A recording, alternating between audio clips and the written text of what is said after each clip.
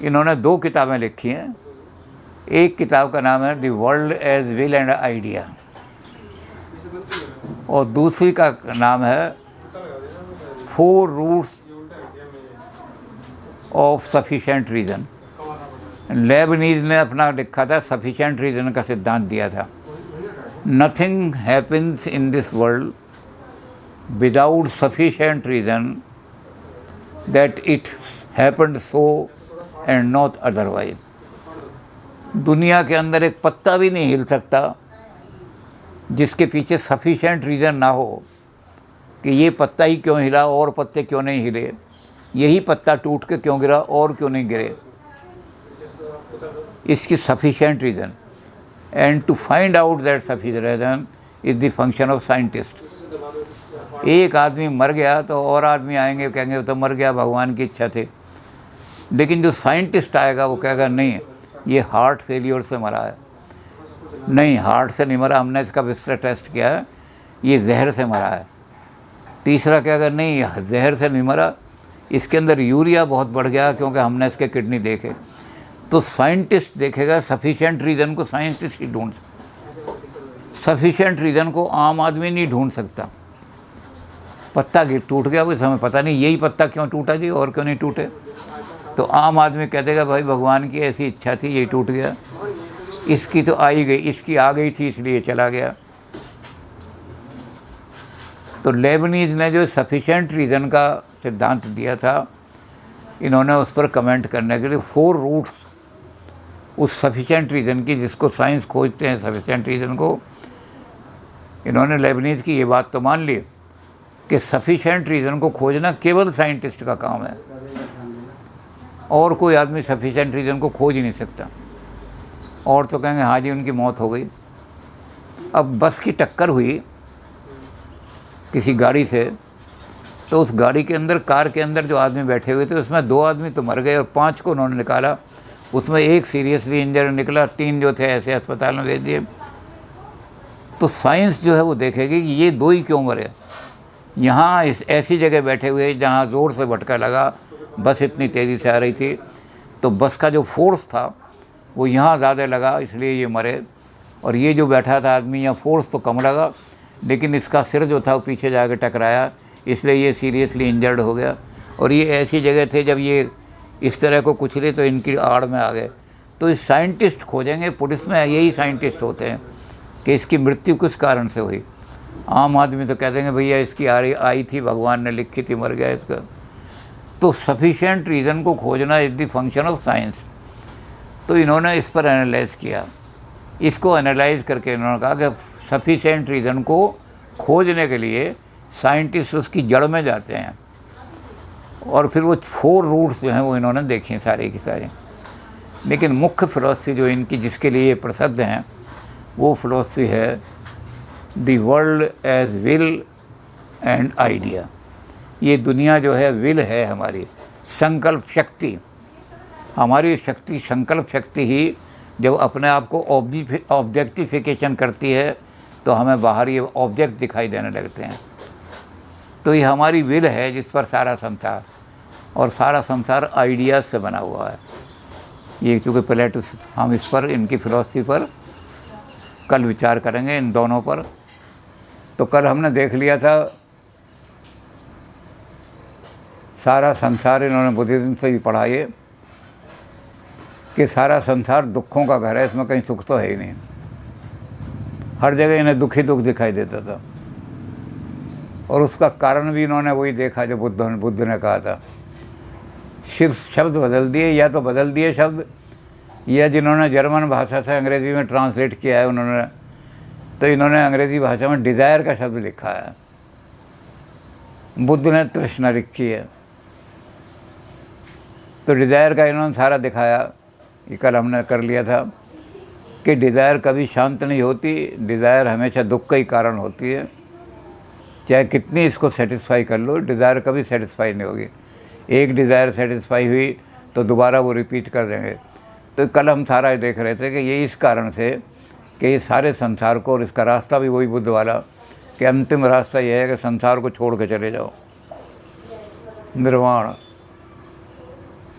तो कल हमने यहाँ तक किया था काम, आज हम इनका जो सिद्धांत है, पॉजिटिव सिद्धांत, उसकी ओर देखते हैं।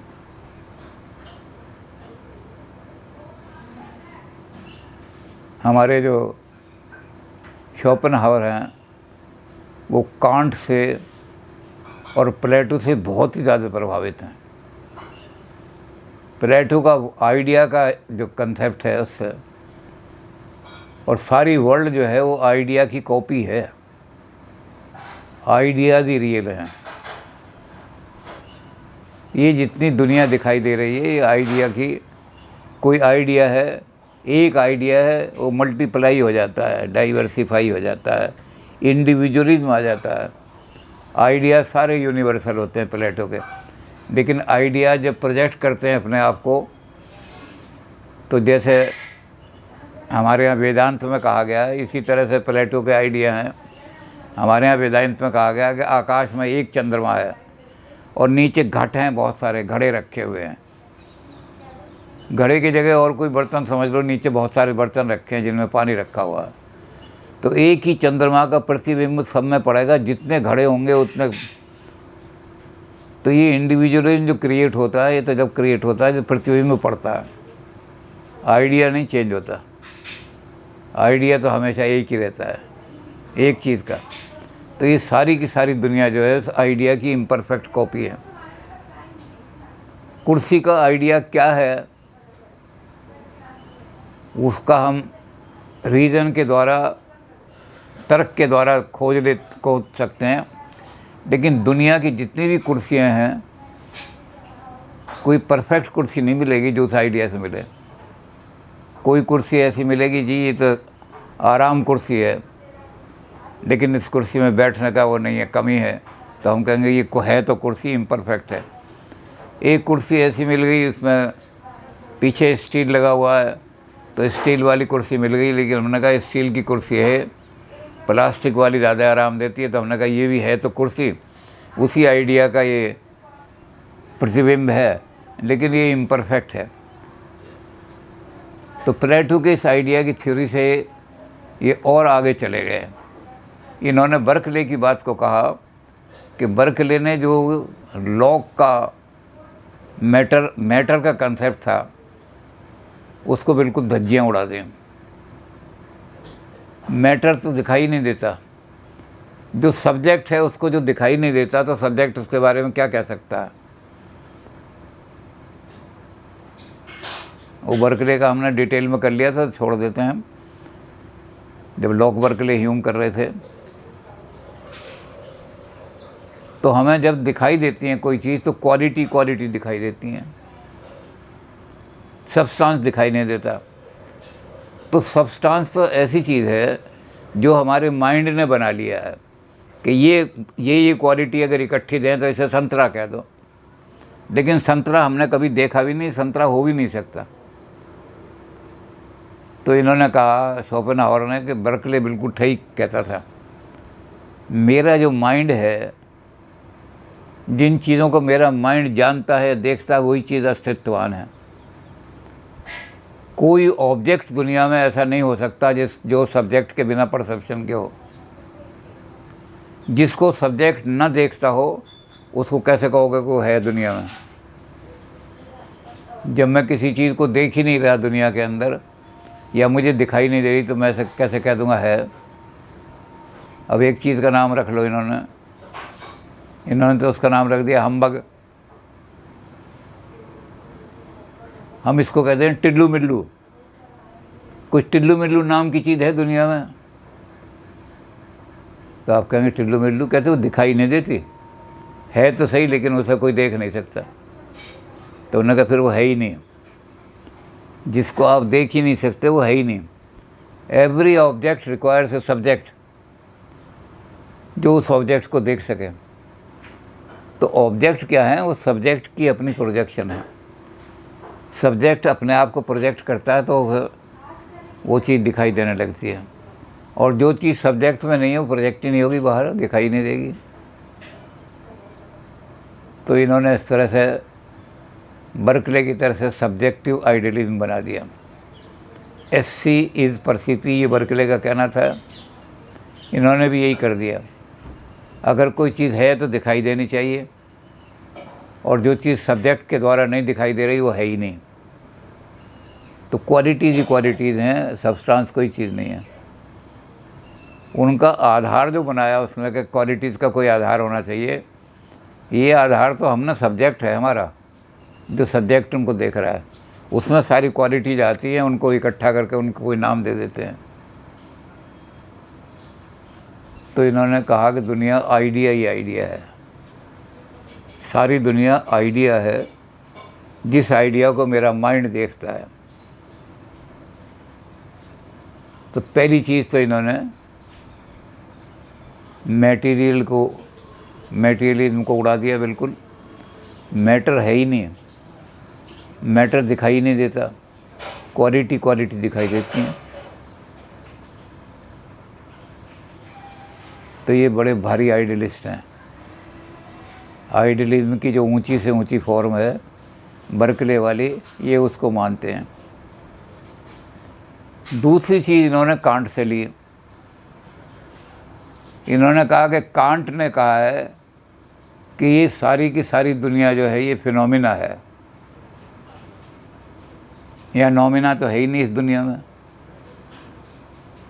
फिनोमिना माने प्रपंच, छाया, क्या है, चलती फिरती छाया है तो दुनिया। और ये सारा फिनोमिना जो है ये पूरा कंडीशनड हो गया किस चीज़ से, हमारे परसेप्शन से। हम जब देखते हैं तो हमारा परसेप्शन दो चीज़ें लाद देता है। जो भी चीज़ हमारे पास आएगी इसको दो चीज़ों में ऑर्गेनाइज करता है, तब तो वो दिखाई देगी, नहीं तो नहीं दिखेगी। वो स्पेस और टाइम। अगर वो स्पेस में कोई चीज़ नहीं है, या वो टाइम का नहीं है कि यहाँ से शुरू हुई यहाँ तक आई, तो वो चीज़ कैसे होगी, होगी नहीं वो। तो हमारा परसेप्शन सारा जो है वो सारे फिनोमेना को कंडीशन करता है दो चीज़ों में। एक तो परसेप्शन में, कांट ने यही कहा कि हमारी इंद्रियां तो परसेप्शन के द्वारा हमें ऑब्जेक्ट का ज्ञान कराती हैं, और इन ऑब्जेक्ट के बारे में निर्णय करना हो तो हमारी 12 कैटेगरी इंटेलेक्ट की है, इंटेलिजेंस की। तो सारी दुनिया जो है इन 12 कैटेगरी से ऊपर नहीं जा सकती, और स्पेस और टाइम से ऊपर नहीं जा सकती, जिसमें मेरी चीज़ें ऑर्गेनाइज होती हैं। स्पेस टाइम में ऑर्गेनाइज होकर के मुझे सारी दिखाई देती हैं। तो ये सारा का सारा फिनोमिना है। लेकिन कांट ने यहाँ फिनोमिना में अपने आप को रोका नहीं। कांट ने कहा इसके बियॉन्ड एक नोमिना है। वो नोमिना हमारे स्पेस और टाइम से कंडीशन नहीं होता, इसलिए मैं दिखाई नहीं देता। जो चीज़ स्पेस में नहीं है और टाइम में नहीं है वो कैसे दिखाई देगी? हमें तो वही चीज़ें दिखाई देती हैं जो स्पेस और टाइम में है। तो नोमिना हमें दिखाई नहीं देता स्पेस एंड टाइम।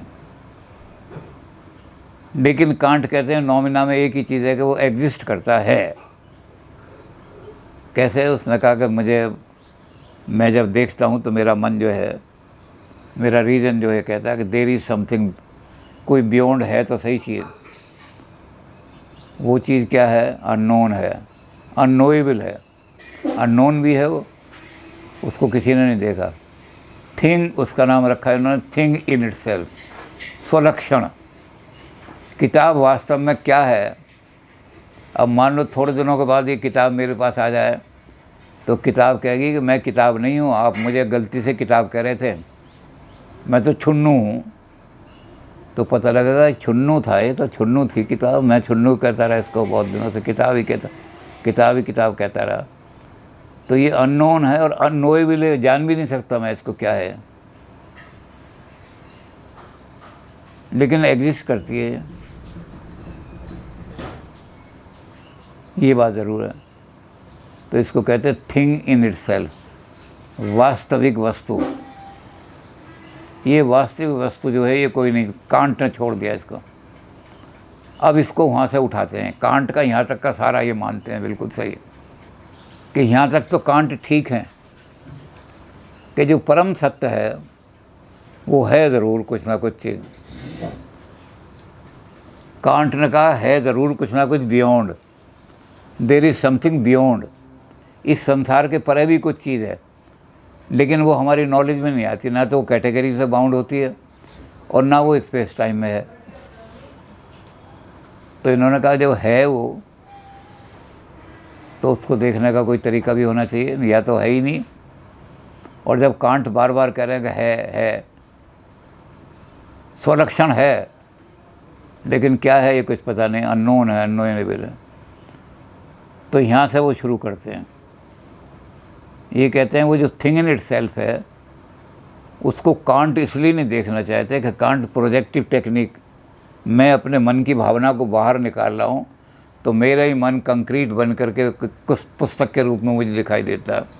ये पुस्तक मेरे मन में आइडिया थी और जब मैं बाहर देखता हूँ तो पुस्तक दिखाई देने लगती है। लेकिन कांट ने अंदर को नहीं देखा। अगर वो इंट्रोस्पेक्शन करते, आंतरिक अनुभव करते, तो उन्हें थिंग इन इटसेल्फ का रूप दिखाई दे जाता। वो अंदर हमारे मन में रहती है थिंग इन इटसेल्फ। उसको नहीं देखा हमारे कांट जी ने। अगर तो उन्होंने कहा मैंने उसको देखा है, वो मेरे अंदर विराजमान है। और किस रूप में विराजमान है? विल, संकल्प शक्ति के रूप में विराजमान है। वो संकल्प शक्ति ही सारी दुनिया को प्रोजेक्ट करती है। सारी दुनिया उस संकल्प शक्ति की प्रोजेक्शन है। सारी नेचर में भी वो संकल्प शक्ति ऑपरेट कर रही है। एक ही नियम चल रहा है नेचर में, संकल्प शक्ति का, वॉलंटरी। और वॉलंटरी क्या है कि मैं अपनी नीड के लिए, जैसी नीड है उसके लिए रास्ता चुनता हूँ। अब जो बिल्कुल पत्थर है, जड़ वस्तु है, हम कहते हैं तो इनएक्टिव है, वो कहते हैं इसके अंदर भी विल सोई हुई है, विल इसके अंदर भी है। आपको कैसे पता लगेगा? उन्होंने कहा एक मैग्नेटिक निडल होती है, आप वो जड़ वस्तु है और उस मैग्नेटिक निडल को लाओ और उसको कहीं भी रखो, किसी भी दिशा में रखो, वो घूम घाम करके उत्तर दक्षिण में आ जाएगी उसकी सुई। आपने पूरब की तरफ रखा तो वो एकदम घूम के दक्षिण की तरफ आ जाएगी। आपने इधर को टेढ़ा रखा, वो घूम करके इधर को आ जाएगी। तो इसका मतलब उसके अंदर भी विल है, लेकिन विल ऑपरेट कर रही है बिल्कुल ऐसे रूप में कि हमें ना दिखाई देती है ना सुनाई देती है। इस तरह की कई एग्जाम्पल उन्होंने दी। जब हम पत्थर के ऊपर केमिकल रिएक्शन करते हैं तो उसमें छोटे छोटे कण बन जाते हैं, पार्टिकल्स की थ्योरी बन जाती है सारे के सारे, क्योंकि उसकी विल जो है पार्टिकल में डिस्ट्रीब्यूट हो जाती है। कैसे डिस्ट्रीब्यूट हो जाती है? जैसे एक चंद्रमा जो आकाश में है वो इंडिविजुअलिस्टिक हो जाता है, वो हज़ारों चंद्रमा घट में दिखाई देने लगते हैं। ऐसे ये जो विल है, ये एक जो विल थी उसको जैसे आपने केमिकली एक्शन दिया, वो बहुत छोटे छोटे हिस्सों में आ गए। तो जड़ वस्तुओं में भी विल ऑपरेट करती है। जब ये विल ज़्यादा, जब ये जड़ वस्तु में थोड़ी थोड़ी जान आ जाती है तो उसे हम कहते हैं वनस्पति जगत। तो ये वनस्पति जगत में भी विल काम करती है। पेड़ की इच्छा होती है, इस पेड़ की इच्छा होती है कि मुझे भोजन बनाने के लिए कुछ साधन चाहिए, करोड़ों मैं करता हूँ, मुझे सारी चीज़ बनानी है। तो पेड़ क्या करता है? पेड़ एकदम ऊपर को उठना शुरू करता है सनलाइट की खोज में। उसकी विल के हिसाब से वो पेड़ ऊपर को उठता है और सनलाइट में आने की कोशिश करता है। कोई भी पेड़ ऐसा नहीं होगा जो अंधेरे में रहा हो, वो सनलाइट में आकर के अपना और भोजन तैयार करता है। उसके पत्तों में हरियाली जो आती है वहीं से आती है। तो पेड़ में विल इस तरह काम करती है। लेकिन वो पेड़ कहता है कि मैं खाना तो बना लूँगा सूरज की रोशनी में, लेकिन साधन तो चाहिए। क्या पकाऊं? उड़द की दाल पकाऊं या मूंग की दाल पकाऊं या चने पकाऊं? तो चाहिए खाद्य वस्तु। तो उस खाद्य वस्तु के लिए पेड़ अपनी जड़ों को नीचे भी भेजता है, खाद्य वस्तु वहाँ से लाता है। उस खाद्य वस्तु को लेकर सूरज की रोशनी में खाना पकाता है, सारे उसके पत्ते हरियाली हो जाते हैं। तो ये विल जो है पनस इस तरह वहाँ काम कर रही है। जब ये और ऊपर जानवरों में आती है तो इसके अंदर लोकोमोशन आ जाता है। हर जानवर को पता है कि मेरा शिकार कहाँ मिलेगा, तो जानवर क्या करता है, इधर उधर धक्के नहीं खाता, जानवर वहीं जाता है जहाँ उसका शिकार मिले। जानवर को पता है कि, बिल्ली को पता है कि इस इलाके में चूहे ज़्यादा निकलते हैं, बिल्ली इस इलाके की तरफ आएगी, इधर उधर धक्के नहीं खाएगी। तो विल जो है ऑपरेट करती है सारी नेचर के अंदर। विल उसकी जो है, जो संकल्प शक्ति है, वो डायरेक्शन देती है उसके सारे एक्शन को। इन्होंने भी उसको, जैसे आपके पहले उन्होंने क्रिटिसाइज़ किया था कि अनमोटिवेटेड एक्शन नहीं हो सकता, हो ही संभव ही नहीं है।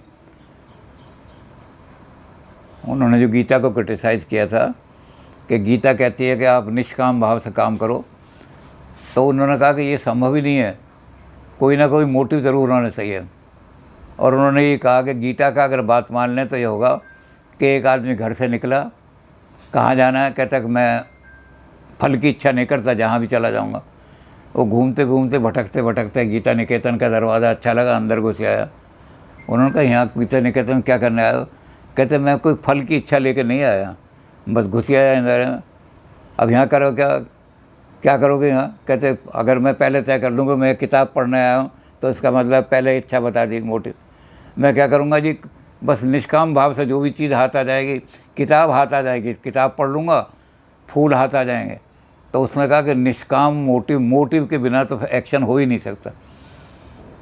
पहले सोच करके चलोगे कि मैंने IAS ही करना है, पहले सोच करके ही चलोगे कि मैंने गीता निकेतन ही जाना है।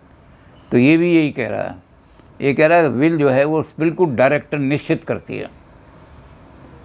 ये नहीं करती कि जी चलो कुछ काम कर लो, फल सोचो मत, काम करना शुरू कर दो। जब आपने सोचा ही नहीं कि मैंने कुछ करना है तो क्या करोगे? करेगी नहीं। विल ऑपरेट करेगी निश्चित डायरेक्शन में कि मैंने ये फल प्राप्त करना है, मेरा ये ऑब्जेक्ट है, उसी ऑब्जेक्ट की तरफ जाएगी। तो लोकोमोशन में क्या होता है जानवर का? अब पेड़ों में तो लोकोमोशन था नहीं, एक जगह से दूसरी जगह पेड़ नहीं जा सकता, लेकिन जानवरों में इसी विल ने ऑपरेट करना शुरू किया। तो ये विल ऑपरेट करते करते क्या हुआ कि इसने डायरेक्शन डिसाइड कर दी, निश्चित दिशा, कि इस दिशा में चलो तो तुम्हें शिकार मिल जाएगा, इस दिशा में चलोगे। तो पहले से ही सोच के चलना पड़ता है कि मैं शिकार के लिए जा रहा हूँ, ऐसे नहीं कि चल दिए निष्काम चल दिए, जो मिल जाएगा शिकार मिल जाएगा, शिकार मिल जाएगा, पानी मिल जाएगा, पानी पी लूँगा। तो ये कहते हैं कि हमारा हर एक्शन, जो भी एक्शन होगा जानवरों का तक का, वो ये होगा कि निश्चित दिशा में। ये विल जो है दिशा हमारे सारे एक्शन को डिसाइड करती है। ये विल एक आइडिया है, ये आइडिया के रूप में रहती है हमारे। दो शरीर कभी भी नहीं हो सकते, एक मेंटल शरीर जिसे हम कहते हैं सूक्ष्म शरीर, और एक भौतिक शरीर। ये एक ही जगह दो शरीर नहीं हो सकते, एक ही शरीर है, वही काम कर रहा है, सूक्ष्म काम भी वही कर रहा है और स्थूल काम भी वही कर रहा है। तो उन्होंने कहा ये विल जो है कोई अलग से शरीर नहीं है, यही शरीर जो है, इसमें हमारे फंक्शन जो होते हैं उसमें विल सबसे बड़ा फंक्शन, सारे शरीर को, सारी वृत्तियों को, सारे एक्शन को विल गाइड करती है। संकल्प शक्ति हमारी, ये संकल्प शक्ति जितनी दृढ़ होगी हमारी, उतना ही हम डायरेक्शन बिल्कुल ठीक करेंगे, एक भी गलती नहीं करेंगे जीवन में। पहले से हमें प्लान बनाना, अनप्लान्ड एक्शन सारे जो हैं वो विल नहीं करते। अनप्लान्ड तो ऐसे हैं जहाँ विल सोई पड़ी है हालत में, वहाँ कोई भी आदमी आकर के उस ज़बरदस्ती उसका, हमने तो कहा ये कुतुबनुमा आपस, वो ज़बरदस्ती धागा बांध के इधर को खींच दे। लेकिन जब विल ऑपरेट करने लगती है तो कहीं और उन्होंने कहा जब ये आदमी में आती है तो 3 तरह से ये ऑपरेट करती है, थिंकिंग, विलिंग और फीलिंग। यहाँ भी ये हमारे दर्शन से, फिलॉसफी दर्शन, इंडियन फिलॉसफी से डिफ़र कर जाते हैं। उन्होंने कहा जो आदमी है, जानवर के अंदर तो कुछ नहीं है, लेकिन आदमी के अंदर सेंटीमेंट ऐसे होते हैं कि आदमी जो है फील करेगा, अगर कोई दुख हुआ है तो ज़रूर फील कर, अगर वो इंसान है तो ज़रूर फील करेगा, अगर वो इंसान नहीं है, पत्थर है, तो ना फील करे। तो विल जो है फीलिंग का काम करती है। अब हमारे यहाँ तो है सुख दुख के समय करता लाभो जया जय, कोई मर जाए मुझे कोई दुख नहीं, किसी की यहाँ शादी हो रही, मुझे कोई सुख नहीं। तो ये कहेगा कि हमारी विल इस काम को नहीं करती। हमारी विल क्या करती है? तीनों काम करती है। और सबसे बड़ा काम क्या है हमारा? Logical thinking.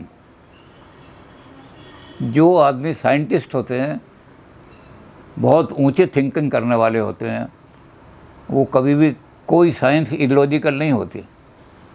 वो हमेशा जितने निष्कर्ष निकालेंगे लॉजिकल निष्कर्ष होंगे। तो विल जब पूरी तरह से ऑपरेट करती है तो ये ऐसा गाइडेंस दे देती है। कहते हैं इसको लोग क्या करते हैं, इसको लोग कह देते हैं तो गॉड है, भगवान है। गॉड वॉड कुछ नहीं होता, हमारे अंदर की विल है। ये विल पूरी तरह से काम कर रही है, और जब पूरी तरह से हमारी संकल्प शक्ति काम कर रही है तो ये हमें डायरेक्शन लेस नहीं होने देगी। तो ये हमें क्या करेगी? हमें सही रिजल्ट, सारे निष्कर्ष थिंकिंग में। इसी तरह से विलिंग में जब हम चूज़ करेंगे, वॉलंटरी एक्शन चूज़ करेंगे, तो हम वो चूज़ करेंगे वॉलंटरी एक्शन। जैसे हमारे यहाँ वेद इसमें कहा है कि जब विवेक आ जाता है तो नित्यानित्य वस्तु विवेक और सत्यासत्य विवेक। तो जब ये विल ऑपरेट करती है हमारे इस फील्ड में, विलिंग के और वॉलंटरी फील्ड में, तो ये वॉल्यूशन का नाम लेती है। वॉल्यूशन माने विवेक। ये विवेक का रूप ले लेती है। और विवेक के रूप में, विवेक में होता है कि आदमी जब दो चीज़ों में से तय करता है तो अच्छे कोई, गुड कोई तय करता है, वो ये चुनेगा। जिनका विवेक भ्रष्ट हो जाता है, यानी विल ऑपरेट नहीं कर रही अच्छी तरह, आपने कोई ऐसा अड़चन लगा दी उसके पास कि विल ठीक तरह से ऑपरेट नहीं करती, तब विवेक भ्रष्ट होगा। नहीं तो अगर आपकी विल ऑपरेट कर रही है ठीक तरह, तो सारे संसार में विल किस तरह से, तो सारे संसार की वस्तुओं को विल अपने हिसाब से ऑर्गेनाइज कर लेती है। मुझे IAS करना है तो विल हर चीज़ को ऑर्गेनाइज कर देगी बिल्कुल, अगर आपकी विल ऑपरेट कर रही है। ऐसी किताबें पढ़ो, ऐसे आदमियों से सलाह लो, ये क्वेश्चन पेपर 10 साल के पढ़ो, तो विल सारी ऑर्गेनाइज की। ये जो दुनिया की ऑर्गेनाइजेशन दिखाई दे रही है, ये मेरी विल का कारण है। ये दुनिया ऑर्गेनाइज है या नहीं है, इसमें कोई व्यवस्था है या नहीं है, इसका मुझे पता नहीं। कांट ने भी कह दिया था कि हम जान भी नहीं सकते, क्योंकि जब हम ईश्वर को नहीं मानते तो हम ये कह कहेंगे ईश्वर ने व्यवस्था कर रखी है। तो कहते कोई व्यवस्था है या नहीं है इसके बारे में हम कुछ नहीं जान सकते, लेकिन विल हर चीज़ को व्यवस्थित कर लेती है, क्योंकि ऑपरेट हो रही है, जानवरों से ऊपर आ गई है। जानवर के अंदर लोकोमोशन था तो अपने डायरेक्शन मिल गई थी, और अब हमें विल के 3 ऑपरेशन मिल गए, और उन 3 ऑपरेशन के हिसाब से सारी वर्ल्ड को, ये ऑब्जेक्टिव वर्ल्ड जो है, इसको वो सारी हमारी विल ऑर्गेनाइज करती है। अगर विल ठीक तरह से ऑर्गेनाइज कर लेगी तो हमें दुनिया का सही ज्ञान हो जाएगा। अगर विल ऑपरेट ठीक तरह से नहीं कर रही है, हमने उसको ठीक तरह नहीं ऑपरेट करने दिया, तो हम गलतियां भी कर सकते हैं, बहुत सारी गलत ऑर्गेनाइज कर सकते हैं। हम कहेंगे दूध में नींबू डाल दो तो बड़ी अच्छी शिकंजी बन जाएगी, क्योंकि हमारी विल ठीक तरह से ऑपरेट नहीं कर रहे, तो दूध भी ख़राब हो जाएगा, नींबू भी ख़राब हो जाएगा। लेकिन अगर हमारी विल ठीक तरह से काम कर रही है, जो विल शक्ति है हमारी, तो क्या होगा कि विल को पता है कि दूध के अंदर नींबू नहीं डाला जाता, तो वो उसको ऑर्गेनाइज करेगी कि नींबू को यहाँ रखो, दूध को यहाँ रखो। तो सारी वर्ल्ड को ऑर्गेनाइज करने वाली हमारी विल है। तो इसलिए निष्कर्ष जो है हमने ये निकाला कि सारी दुनिया, एक तो ये कि सारी दुनिया आइडिया है, सारी दुनिया आइडिया है, और ये जो दुनिया है ये प्रपंच है, माया है। रियलिटी जो है, ये दुनिया रियलिटी नहीं है। वो रियलिटी कौन सी है? वो आइडिया, जिसको हम कुछ भी कह दें, वो आइडिया रियल है। और ये दुनिया क्या है? ये उस आइडिया का प्रतिबिंब है, उसकी इम्परफेक्ट कॉपी है ये दुनिया। इसको हमने अपनी भाषा में माया कह देते हैं हम इसको, और इन्होंने इसको फिनोमेना कह दिया। फिनोमेना ने प्रपंच, ये प्रपंच है उस रियलिटी का, जिस रियलिटी को हम जानते नहीं, अननोन है, अननोइंग है। इन्होंने उस रियलिटी को अपने अंदर के अंदर झांक कर देखो तो दिखाई दे जाएगी।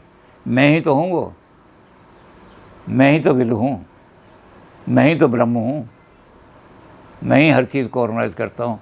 ये कब पता लगेगा? जब अंदर झांक के, बाहर झांकोगे तो भगवान दिखाई नहीं देगा। अंदर झांको, भगवान को तो मानते नहीं, वो अपनी विल को मान रहे हैं कि मेरी विल दिखाई देगी, मेरी विल कितनी पावरफुल है, मैं दुनिया को ऑर्गेनाइज कर सकता हूँ, क्योंकि मैं अंदर देखता हूँ तो मैं ही मैं हूँ सारा का सारा। ये अल्टीमेट सब्जेक्टिविटी मेरी है, मैं अल्टीमेट सब्जेक्ट हूँ, परम आत्मा हूँ, और मेरे कारण से सारा जगत ही ऑर्गेनाइज हुआ। तो इन्होंने सारे जगत को विल के कारण से, कि विल की ऑपरेशन है सारी, the world is idea and will, the world is will and idea objectified. जब विल अपने आप को ऑब्जेक्टिफाई करती है तो वर्ल्ड बन जाती है, मैटर की वर्ल्ड। और जब विल अपने आप को देखती है तो विल ही विल रहती है, वो आत्मा ही आत्मा है।